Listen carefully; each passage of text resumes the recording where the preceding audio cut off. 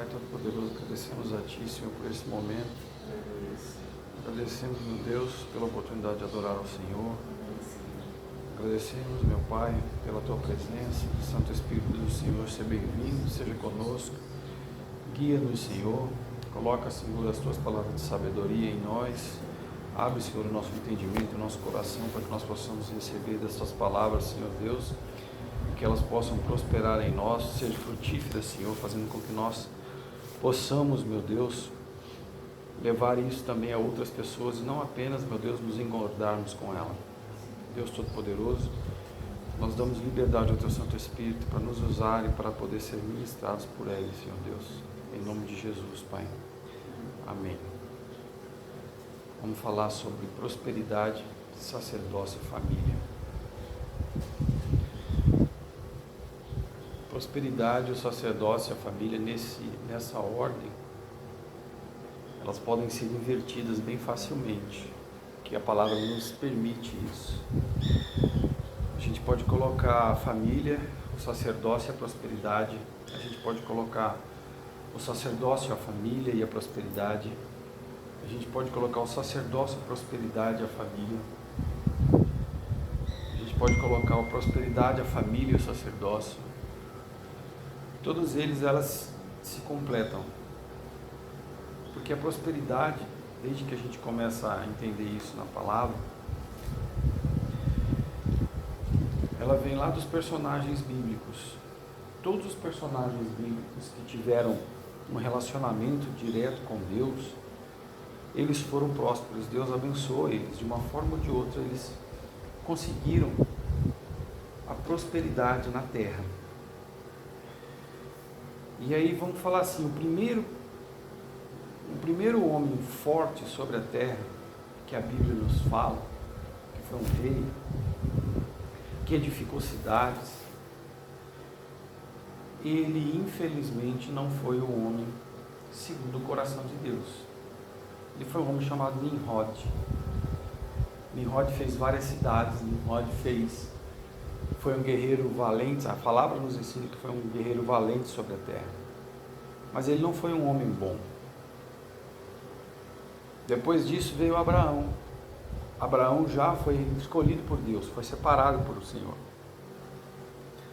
Abraão recebeu uma instrução do Senhor e resolveu segui-la, acatou essa instrução, saiu do lugar onde ele estava, apesar dele não largar toda a parentela dele, porque Deus falou para ele, olha, deixa a sua parentela e sai do lugar onde você está.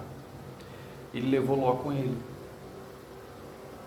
Ló era um sobrinho, era sangue do sangue dele, e ele levou Ló, talvez por uma segurança, porque Deus havia dito para ele que ele seria uma nação próspera, mas ele não tinha filhos, já estava com 90 anos mais ou menos, Sara com 80, estéril.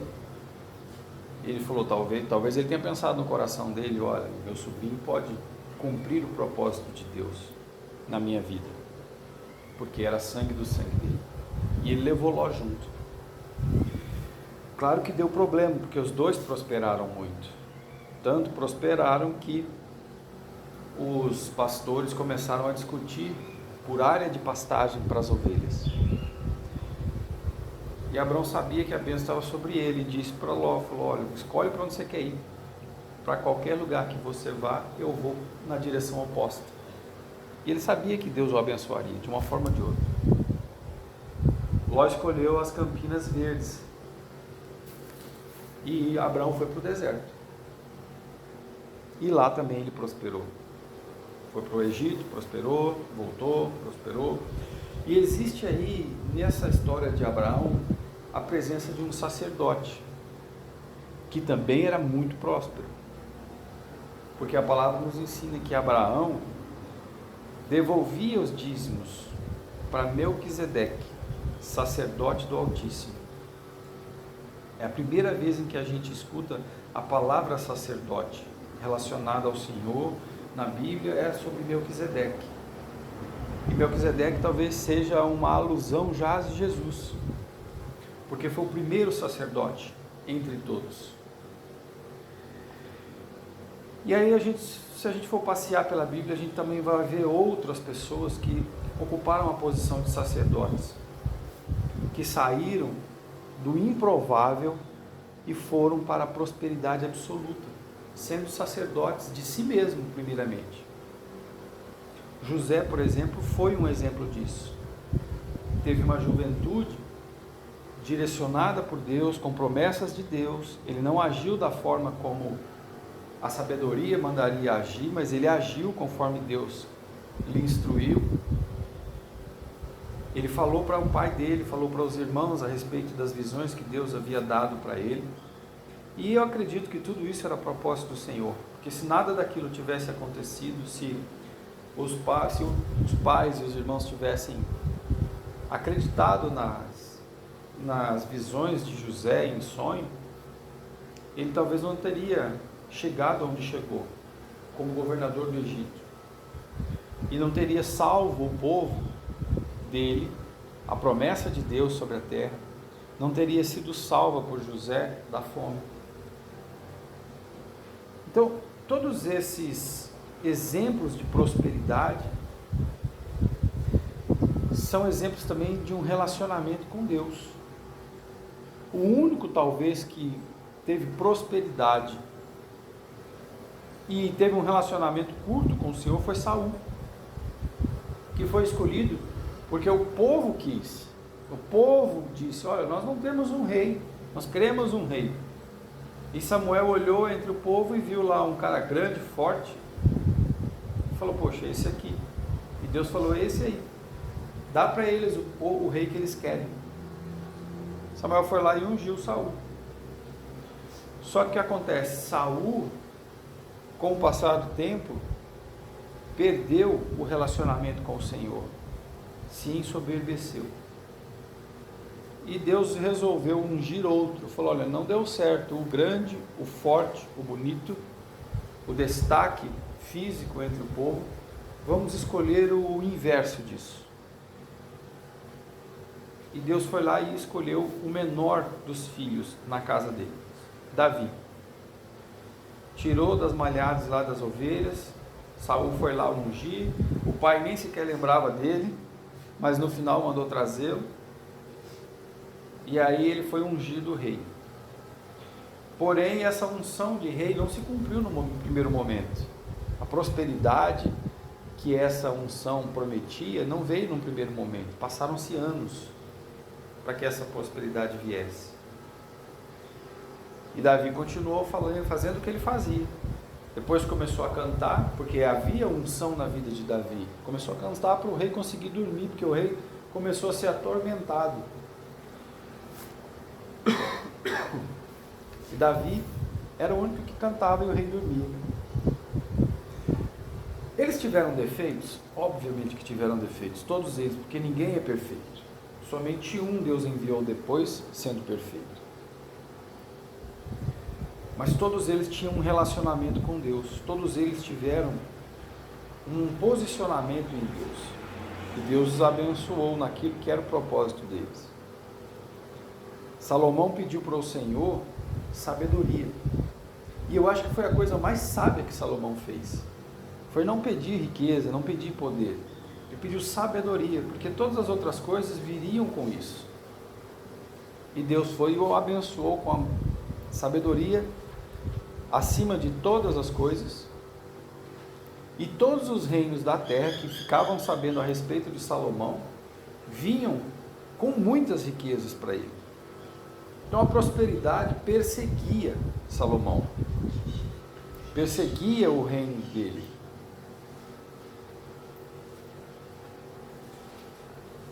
Tinha defeitos? Claro que tinha. Ele depois de ter ouvido diretamente Deus por 2 ocasiões, ele acabou permitindo que as várias mulheres que ele teve trouxessem com elas os deuses delas, os totens de adoração, os altares.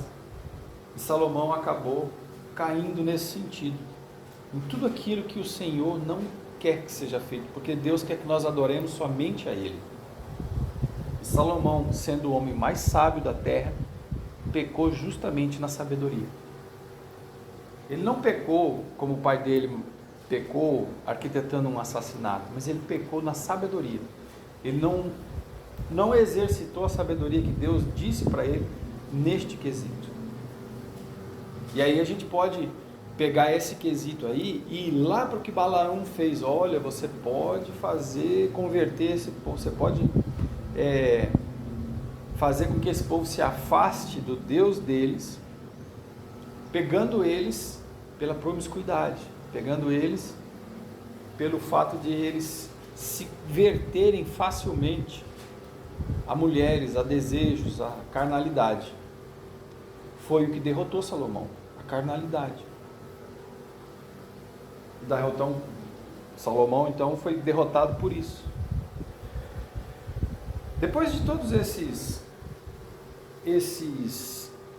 homens de Deus, né, que tiveram toda essa prosperidade, que eles conseguiram alcançar o que na terra nós entendemos por riquezas, por honra, por poder, todos eles tiveram que cumprir critérios. Deus deu para eles uma missão para que eles cumprissem. A prosperidade não alcançou nenhum deles sem que eles fizessem nada. Alcançou Jesus, que era o perfeito. Mas todos eles tiveram que cumprir princípios.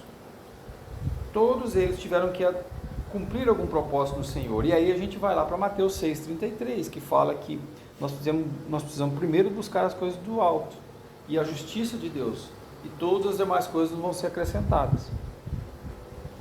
Então, quando a gente busca a justiça do alto, quando a gente busca as coisas do Senhor primeiro, o Senhor reconhece aquilo que nos é necessário, não aquilo que é o nosso desejo, mas aquilo que nos é necessário, e Ele nos acrescenta isso, com bastante poder.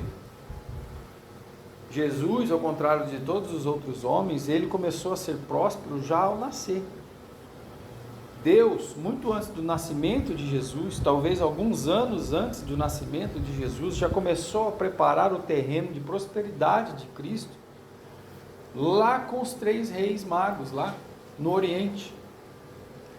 Porque uma viagem naquele tempo, do Oriente até Jerusalém, não demoraria menos do que 1 ano, talvez. Eles vieram a cavalo, ou vieram a camelo, mas eles vieram de pé no chão, eles vieram andando, não havia avião naquela época, não tinha um meio de transporte rápido. Eles tiveram a visão, eles tiveram que se reunir, eles tiveram que meditar sobre essa visão e tiveram que entendê-la, para daí então iniciar a jornada. E uma vez iniciada a jornada, nós estamos falando de 6 meses a 1 ano, talvez mais. A Bíblia não deixa claro isso, mas é claro que há muito tempo envolvido nisso. E Deus já preparou essa prosperidade para Jesus muito tempo antes da vinda dele, para que coincidisse o tempo da chegada deles com o tempo do nascimento de Cristo, para eles trazerem para eles o incenso, a mirra, o ouro, porque Jesus precisava, José precisaria. José, o pai de Jesus, era um carpinteiro, uma pessoa relativamente simples, mas ele não era tão simples assim, porque carpintaria naquela época era uma atividade bem remunerada. Ele tinha a oficina dele, ele tinha as coisas dele. E quando o anjo veio para José e falou, olha, pega o menino e sua mãe e vá para o Egito porque querem matá-lo, José não perguntou assim, peraí, mas e a minha oficina? E os meus clientes? E tudo que eu tenho aqui? O que eu vou fazer? Como é que eu vou... Ele não fez nada disso. Ele simplesmente cumpriu a designação e a ordem. Pegou o menino, pegou a mãe, botou no burriquinho lá e rumou para o Egito. Não esperou nem amanhecer. Por quê? Porque Deus já tinha provido a Jesus. Eles já tinham suprimento, eles já tinham as coisas necessárias, a prosperidade já estava na vida. E isso nos leva para uma outra coisa, sacerdócio. O pai de Jesus na terra, José, era um sacerdote, porque ele tinha um relacionamento com o Senhor. Ele tinha um canal de relacionamento, ele conseguia ouvir a voz, principalmente atender a voz. Porque às vezes a gente ouve a voz, mas a gente não tem compreensão, ou não tem entendimento, ou não consegue simplesmente ter força para atender essa voz. E isso é muito perigoso e muito triste também. Porque quando Deus dá uma direção e a gente não consegue entender essa direção, ou simplesmente não tem força para agir no sentido dessa direção, a gente vai pagar o preço, porque Deus, quando dá uma direção, Ele dá uma direção para um livramento, ou para que nós sejamos alcançados pela prosperidade dEle. Sempre é para o bem, sempre é para que nós possamos evitar um problema na nossa vida, ou na vida daqueles que nós amamos. E quando a gente consegue entender isso, quando nós, por exemplo, que somos homens, que temos uma família, que temos um relacionamento, ou buscamos um relacionamento com o Senhor, conseguimos entender isso e vamos atrás disso, Deus nos abençoa. Deixa eu pegar uma palavra aqui, está lá em Provérbios, para a gente poder colocar isso não só na lembrança, mas também colocar na palavra aqui.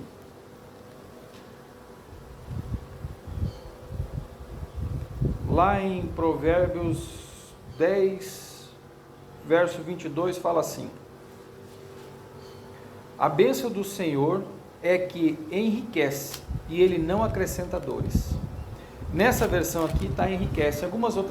Em algumas outras versões diz: a bênção do Senhor é que traz prosperidade e não acrescenta dores, não acrescenta dificuldades.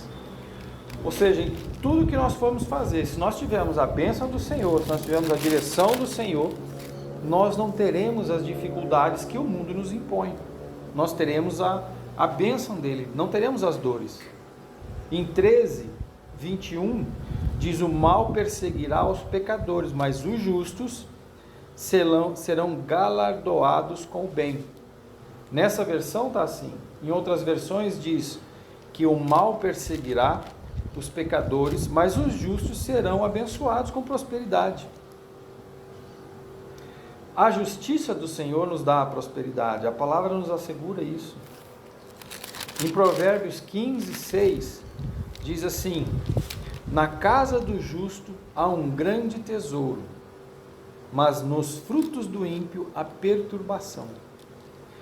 Então, meu irmão, o que a palavra nos ensina é que na casa daquele que busca o Senhor, que busca a sua justiça, ainda que não hajam ouro, prata, pedras, há justiça, há paz. Então não vamos olhar para aqueles que não têm, falar como os Salmos lá, poxa, quase que o cara desviou lá nos Salmos, né, quando disse que, eu olhei para os ímpios e eles tinham tudo e eu não tinha nada. Então nós temos que olhar para o que o Senhor nos dá. Deixa eu pegar uma outra palavra aqui, lá em Jeremias. A gente foi em Jeremias 29. Jeremias 29. Vou pegar aqui o verso exato. Jeremias 29, 11. Diz assim: porque eu bem sei os pensamentos que penso sobre vós, diz o Senhor, pensamentos de paz e não de maus, para vos dar o fim que esperais. Então me invocareis e ireis, e orareis a mim, e eu vos ouvirei. O Senhor sabe os pensamentos que Ele quer a nosso respeito, aquilo que Ele espera de nós. Em Ageu, capítulo 2, verso 9, diz: a glória desta última casa será maior do que a da primeira, diz o Senhor dos Exércitos, e neste lugar darei a paz, diz o Senhor dos Exércitos. Aqui nós estamos falando em coisas espirituais, não estamos falando do templo físico. Se a gente for levar em um entendimento espiritual da palavra, ele faz a partir do verso 7 no capítulo 2, farei tremer todas as nações e virá o desejo de todas as nações, e encherei esta casa de glória, diz o Senhor. Minha é a prata e meu é o ouro, disse o Senhor dos Exércitos. A glória desta última casa será maior do que a da primeira. Então, meu irmão, se você busca algo do Senhor, busque primeiro ao Senhor. Transforme a sua vida em um altar de adoração ao Senhor. E Ele vai prosperar os seus caminhos. Ele vai fazer que a sua segunda casa, se você está afastado, se você deu um tempo com Deus, se você começou a focar mais nas coisas do mundo, se você não consegue voltar, se você não tem força para pegar o seu pé, a sua motoquinha, a sua bicicleta, o seu carro e ir até uma casa de oração, vá no lugar secreto com Deus. Vá naquele lugar onde somente Deus te ouve. E o Deus do secreto, que ouve em secreto, vai conseguir honrar você. Porque o seu coração vai estar voltado para Ele. E aí você vai conseguir exercer o sacerdócio. O primeiro sacerdote que nós temos ideia, temos menção na Bíblia, foi Adão. Mas Adão foi um sacerdote falho. Talvez por falta de experiência, talvez por não saber exatamente lidar com a situação, não ter tido um exemplo, não ter tido uma instrução prévia. A única coisa que ele tinha era uma instrução de não toque naquele fruto. Quando ele viu a esposa tocando, quando ele viu a mulher dele, ele falou: olha, o fruto é bom, eu gostei, pega aí. Ele foi, pegou e comeu. E isso causou a derrocada do mundo, isso causou a entrega do mundo nas mãos daquele que tentou insanamente, e até eu acho ridícula e não dá nem para dizer como, mas o cara tentar tomar o trono de Deus, é uma coisa completamente infundada, impossível. Foi entregue nas mãos dele. Então Adão não foi um sacerdote aprovado, mas Deus não perdeu o relacionamento, ele não perdeu o relacionamento com Deus. O que aconteceu foi que ele foi tirado do jardim, ele teve que, todos os dias dele foram de dificuldade, porque ele passou a ter que lavrar uma terra que era amaldiçoada, porque o filho dele fez isso, amaldiçoou a terra quando matou o irmão. Então a vida das pessoas no mundo, ela foi muito dificultada por causa das ações das próprias pessoas. E isso traz para nós aqui. A nossa vida está difícil, está ruim, mas será que não é ação nossa mesmo? Será que não é nós que estamos afastados do que é o princípio do Senhor? E não temos nos colocado diante dele, dizendo assim: Senhor, errei, pequei, olha para mim, Senhor, sou pecador, me ajuda, me fortalece, me tira desse lugar de escuridão, me tira de onde eu estou. Eu não quero permanecer onde eu estou, eu não quero estar afastado do Senhor, eu quero estar perto da Tua Palavra. Adão não foi um bom sacerdote, mas isso não significa que eu não possa, ou você não possa ser, ou que nós não possamos nos corrigir diante do Senhor. Todos nós temos falhas, todos nós erramos algum tempo na vida, mas nós temos ainda aquele que pode nos amparar, que pode levar as nossas dores ao Senhor, o Espírito Santo.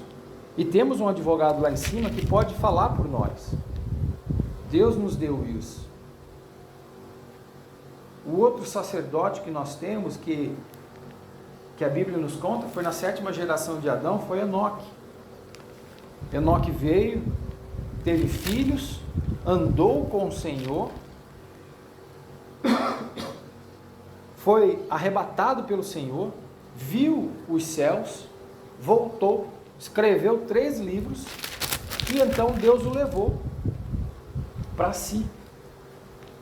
E ele foi transformado no tal do Metatron, que daí já é outra história, a gente, outro dia conversa sobre isso. Mas Enoque foi um sacerdote, porque ele profetizou, ele deixou uma descendência. O próximo sacerdote que nós podemos elencar aqui seria Noé. Noé foi o único escolhido do Senhor de toda a terra. E aí nós caímos numa outra questão que a gente ficou de falar aqui também, que nós queremos falar aqui, que é a respeito da família. Porque o sacerdócio nosso começa dentro de casa, começa na família. Eu não consigo ser sacerdote de um povo, de uma família, de uma igreja, sacerdote perante a sociedade, os meus amigos, ser reconhecido como sacerdote por aqueles que trabalham comigo, ou por aqueles da minha família, da minha parentela, vamos dizer assim, se dentro da minha própria família eu não sou reconhecido como um sacerdote, eu não ajo como um sacerdote. eu não oro pela minha família todos os dias, eu não pago preço em oração, em jejum, em colocação de força espiritual para proteger aqueles que estão em volta de mim, aqueles que dependem da minha ação espiritual sobre a vida deles, para que eles sejam fortalecidos e reencontrem o caminho com o Senhor, ou que iniciem uma jornada com o Senhor. Então é muito importante isso. Por que eu trouxe o quesito família quando eu falei de Noé? Porque as 4 famílias que foram salvas são relacionadas a Noé. Noé, a esposa e os 3 filhos com as mulheres. Foram salvas 4 famílias sobre a terra. 4 famílias, 8 pessoas produziram o que nós temos hoje de 8 bilhões de pessoas. Então, quando Deus diz, vá, multiplique, sobrepuje, domine, eles atenderam isso. Nós tivemos muitos problemas ao longo desse tempo todo, mas estamos aí, estamos vivos, e o Senhor tem nos sustentado. Se a gente for lá, vamos para a palavra, que é para a gente poder não ficar aqui falando só de boca. Se a gente for lá em Hebreus, pegar aqui na minha, Hebreus 10, de 23, vamos lendo aqui. Retenhamos firmes a confiança da nossa esperança, porque fiel é o que prometeu. E consideremo-nos uns aos outros para nos estimularmos à caridade e às boas obras, não deixando a nossa congregação, como é costume de alguns, antes admoestando-nos uns aos outros, e tanto mais, quanto vedes que se vai aproximando aquele dia. Então, meus irmãos, o que um sacerdote faz? Ele admoesta. Para quê? Para que as pessoas não deixem o caminho. O Senhor disse aqui, ensine a criancinha no caminho que deve andar, que ela nunca vai se esquecer dele. Ela pode até se afastar, mas ela não se esquece de qual é o caminho que ela tem que andar. Ela sabe, no interior dela, na consciência dela, na hora que a pessoa põe a cabeça no travesseiro, ela sabe aquilo que ela fez de certo e aquilo que ela fez de errado, se ela foi ensinada enquanto era criança. Não tem como esquecer, porque está no inconsciente da pessoa. Ela não consegue mais esquecer. Em 1 Coríntios 1,10 diz que nós devemos evitar as divisões, evitar as dissensões. Se a gente voltar aqui em Romanos 12, vou pegar aqui, a gente falar em cima do que está dizendo a palavra. Romanos 12, 4. Porque assim como em um corpo temos muitos membros e nem todos os membros têm a mesma operação, assim nós, que somos muitos, somos um só corpo em Cristo, mas individualmente somos membros uns dos outros. Então, meu irmão, sacerdócio é você conseguir pegar todos esses membros diferentes e aglutinar em uma única visão, em um único corpo, em um único modelo de salvação. Porque nós não somos salvos pelas nossas obras, nós não somos salvos porque nós somos bons, damos comida e amparo, ou fazemos qualquer outro tipo de boas obras. Nós somos salvos por um dom que Deus nos deu de forma gratuita, que é a nossa fé. E nós só somos salvos pela nossa fé mediante a graça de Cristo. Não há outra forma. O que nós fazemos com esse dom que Deus nos deu é responsabilidade nossa, porque lá em João capítulo 1, verso 9, diz que Deus deu uma porção de luz para cada homem, e o que o homem faz com essa porção de luz é responsabilidade dele. É uma porção de graça que nos permite ser salvos por Jesus Cristo, pela fé nele. Se a gente não faz isso, nós nos passamos a ser responsáveis por essa salvação que nós não recebemos. Então nós não recebemos por responsabilidade nossa, e não por intermédio de qualquer tipo de ação do Espírito, ou ação espiritual, ou ação de inimigo. Não. O inimigo fez o que fez com Eva, sugestiona, e a gente morde ou não morde a isca. Em Hebreus 5:10, chamado por Deus, sumo sacerdote, segundo a ordem de Melquisedeque. Quem foi? se a gente pegar o 9, e sendo ele consumido, veio a ser a causa de eterna salvação para todos os que lhe obedecem. Jesus Cristo. Jesus Cristo foi chamado por Deus sumo sacerdote, segundo a ordem de Melquisedeque. Porque Melquisedeque foi o primeiro sacerdote. Jesus é o primeiro sacerdote da nova aliança. Melquisedeque foi o primeiro sacerdote da antiga aliança. Já existia a Torá antes de Moisés escrevê-la. Melquisedeque já falava da Torá. Ele não era sacerdote da cabeça dele, ele era sacerdote do que Deus instruía ele. Não existe sacerdote, ainda mais mencionado na Bíblia, sem que seja direcionado, instruído, levado pela unção de Deus através do Espírito dele. Então, quando fala aqui em Hebreus 5, verso 9 e 10, sendo ele consumado, veio a ser a causa de... Qual foi a consumação de Cristo? A morte. A morte vicária de Jesus fez com que ele fosse consumado. Veio a ser a causa de eterna salvação. Por que eterna salvação? Porque nós podemos olhar para ele no madeiro, como aquele povo que estava perecendo no deserto e olhava para a cobra, e não sermos mortos espiritualmente. Para todos os que lhe obedecem. Qual é a obediência aqui que Jesus prima, o que a palavra nos diz? Obediência à lei, que Jesus veio para cumprir a lei. Aquela que Moisés disse lá, que trouxe nas pedras, aquela lei. Mas em amor, não pegar uma pedra para apedrejar seu irmão, mas usar de misericórdia, usar de amor. Então ele diz aqui, os que lhe obedecem, chamado por Deus, quem? Jesus, como sumo sacerdote, segundo a ordem de Melquisedeque. Por quê? Porque Melquisedeque foi o primeiro sacerdote sobre a terra. Não existiu outro antes dele. E assim como não existe outro antes de Jesus para a nova aliança. Jesus foi o primogênito desse novo povo de Deus. É o nosso irmão mais velho em relação à nossa aliança.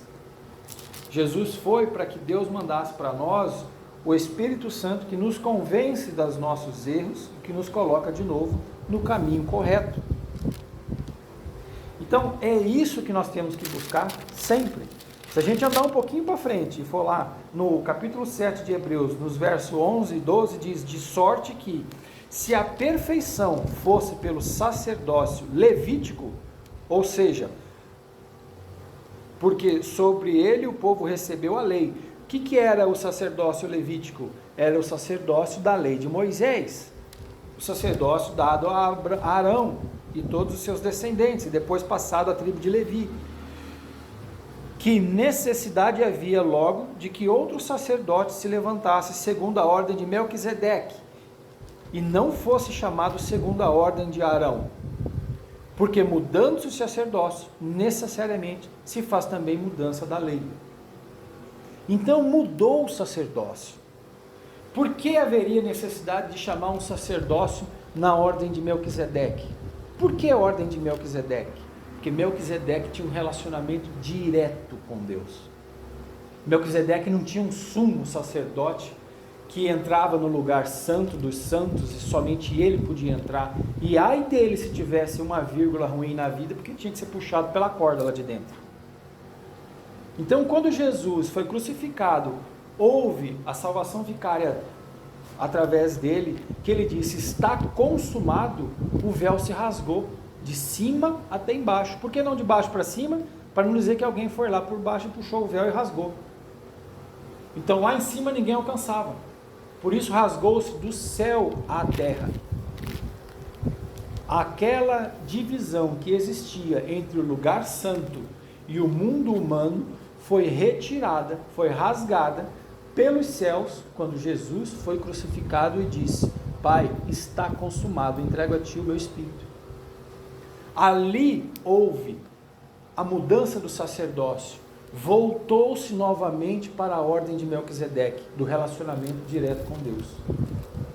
E aí a nossa família tem que ter esse relacionamento direto com Deus. Nós podemos, por esse relacionamento direto com Deus, pela unção do Espírito, pela direção que o Espírito nos dá, pela ciência, pela sabedoria, pela busca do entendimento na palavra, conduzir a nossa família em amor, com reconhecimento do sacerdócio. Porque é propósito de Deus a família. E o propósito de Deus foi criado lá em Adão. Porque Deus disse, não é bom que o homem fique só. Ou seja, é necessário uma família.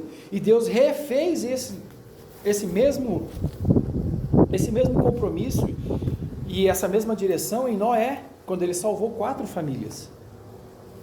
Então, meus irmãos, a família é um dom de Deus e deve ser preservado, cuidado, igual é cuidar da menina dos olhos. Então, Deus naquele tempo de Noé, ele salvou 4 famílias e salvou um sacerdote. Por que um sacerdote? Porque Deus não escolheu a família de Noé por causa de Cã, ou por causa de Sem, ou por causa de Jafé. Não, ele escolheu por causa de Noé. Ele escolheu a família de Noé. Noé era a família dele. E ele não escolheu, por exemplo, Noé por causa de Matusalém, que ainda estava vivo naquele tempo. Se fosse isso, ele poderia ter dito assim, olha, eu escolho a família de Matusalém, que é um santo diante de mim. Ok, mas Matusalém não tinha família. Matusalém naquele tempo era sozinho. Que a palavra não nos ensina nada diferente disso. Teve muitos filhos, muitas filhas, foi o homem que mais viveu sobre a terra e morreu no dilúvio. Por que Deus salvou Noé e os 3 filhos com as famílias? E não salvou Matusalém junto? Por que Matusalém não entrou na arca junto? Então, há muitas respostas que nós não temos, porque a palavra nos ensina que para nós precisamos buscar aquilo que é necessário ser buscado, que é necessário que saibamos. Aquilo que não nos acrescenta, que vai só causar discussões infrutíferas, que não vão levar nada a ninguém e ninguém a lugar nenhum, para que nós vamos ficar discutindo? Então, Deus salvou a família de Noé, e Deus quer salvar a nossa família também. A minha família, a família de sua. Esse é o propósito.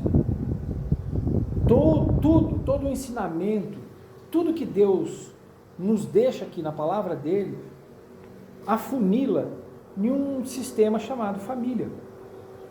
Porque a família é o propósito inicial do Senhor. Porque na família está a proliferação da palavra dele. Na família está o ensino de como obter o sacerdócio, de como obter a prosperidade e de como propagar o evangelho e a palavra do Senhor. É na família que isso se cria. Nós hoje temos tido muitos problemas com violência, muitos problemas de todas as ordens no mundo. Porque não há base, porque não há família. Porque nós precisamos retomar novamente o conceito de família segundo a Bíblia. Um pai, uma mãe, filhos, sacerdócio dentro de casa. A prosperidade nos alcança, está lá em Mateus. Precisamos buscar primeiro as coisas do Senhor e as demais coisas nos serão acrescentadas. A justiça dele, sobretudo. O que é a justiça dele? A palavra fala para o verso, olha, o pai que usa a vara no filho não vai chorar lá na frente. É espancar? Isso é autorização de espancamento? Claro que não. Pelo amor de Deus, se vocês virem alguém sendo espancado, denuncia. Não pode. Mas precisa sim de correção. E isso é feito dentro da família. A correção pode ser em amor, e deve ser em amor. Porque dentro da família, estão aquelas coisas, as pessoas que você mais ama. Lembrando que existe um nível de importância dado inclusive por Deus. Que Jesus falou, quais são os 2 primeiros mandamentos, ou os 2 mandamentos principais. Amar a Deus sobre todas as coisas, com toda a tua força e teu entendimento, com toda a tua alma, e depois amar ao próximo como a ti mesmo. Então, eu amo a Deus, eu amo a minha esposa, eu amo aos nossos filhos, e aí eu saio amando o resto que Deus me permitir, na medida do amor dele, na medida do entendimento, da instrução, da busca das outras pessoas. Então, Então, meus queridos, vamos meditar sobre essa palavra, vamos entender o que Deus quer para nós, enquanto sacerdotes, enquanto família, qual é o nível de prosperidade que Deus tem para nós, porque existe uma prosperidade reservada e planejada por Deus para nós, e tudo aquilo que excede esse nível de prosperidade no meu coração se transforma em ganância, e isso é perigoso. Então, vigia, crente, como diz o crente, né? Vamos primeiro buscar ao Senhor e buscar todo o entendimento dele. Senhor Deus Todo-Poderoso, obrigado, Pai, por esta palavra, obrigado, Senhor, pela direção do Seu Espírito, obrigado, Senhor, por todos aqueles que estão ouvindo, Senhor Deus, aqui, por todos aqueles, meu Deus, que em algum momento, de alguma forma, serão tocados pelo Senhor, que o Senhor possa fazer a Tua boa obra e que o Teu Santo Espírito percorra a terra juntamente com essas palavras, Senhor Deus. É a nossa oração, Senhor Deus, e o nosso pedido sincero, Pai, em nome de Jesus Cristo. Abençoa todos aqueles, meu Deus, que puderem ouvi-la.